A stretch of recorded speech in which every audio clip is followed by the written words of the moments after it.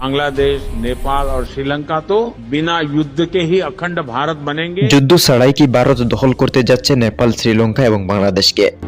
ভারতের প্রধানমন্ত্রী নরেন্দ্র মোদীর একটি কথিত বক্তব্য এখন সোশ্যাল মিডিয়ায় আগুনের মতো ছড়িয়ে পড়েছে, যেখানে বলতে শোনা যায় রক্তপাত ছাড়াই অখণ্ড ভারত গঠিত হবে।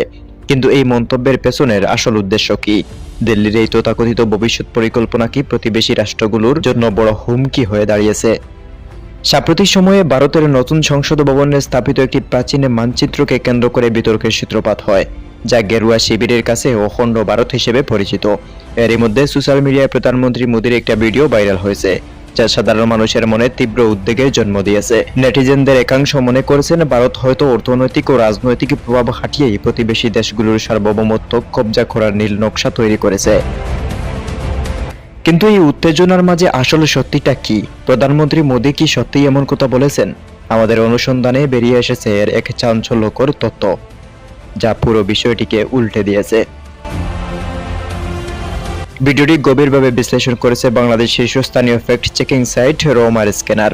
তাদের রিপোর্টে স্পষ্টভাবে বলা হয়েছে প্রধানমন্ত্রী মোদী এই বক্তব্যটি সম্পূর্ণ ভুয়া এবং এটি একটি ডিপফেক ভিডিও। প্রধানমন্ত্রী মোদীর একটি পুরনো ভিডিওর উপর কৃত্রিম বুদ্ধিমত্তা অর্থাৎ এআই ব্যবহার করে এমন একটা ভিডিও বানানো হয়েছে।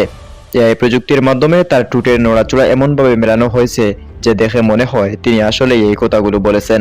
প্রকৃতপক্ষে মোদীর আসল বক্তব্য প্রতিবেশী দেশ দখলের কোনো উল্লেখই ছিল না। অর্থাৎ যে অখণ্ড ভারত বা প্রতিবেশী দেশ দখলের কথা বলে আতঙ্ক ছড়ানো হচ্ছে, তা মূলত প্রযুক্তির একটা নোংরা কারসাজি।